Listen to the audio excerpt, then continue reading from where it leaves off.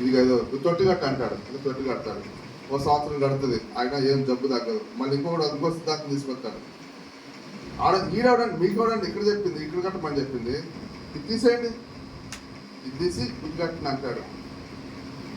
మా ఇంటి ముందు నేను మన ఇంటి ముందు కూడా ఇద్దరం ఒకసారి ఇల్లు కట్టాం. ఈ రోజుకి నెలకు ఒకసారి, సంవత్సరం ఒకసారి ఇల్లు కట్టు అటు ఇటు మారుతూనే ఉంటాడు. ఇల్లు కట్టింది ఈ రోజు వరకు దాని ఒక సుత్తి పెన్న ఒక సుత్తి కూడా కొట్ల. అర్థమవుతుందండి? ద గాడ్స్ ప్లాన్, దేవుడి ప్రణాళికలో ఉంటే అది తొనకదు వెనకదు.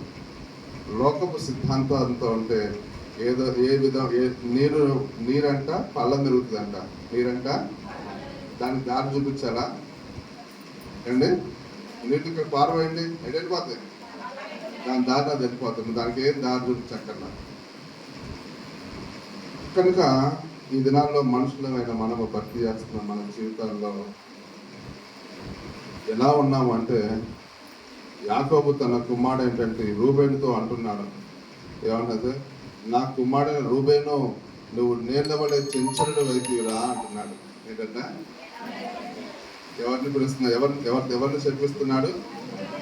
తన జ్యేష్ఠ కుమారుడు అంటే రూబేను శపిస్తా ఉన్నాడు. నా కుమారుడైన రూబేను, నా జ్యేష్ఠుడా, నువ్వు నేర్లవలే చెంచలుడు వైద్యురా. చూడండి,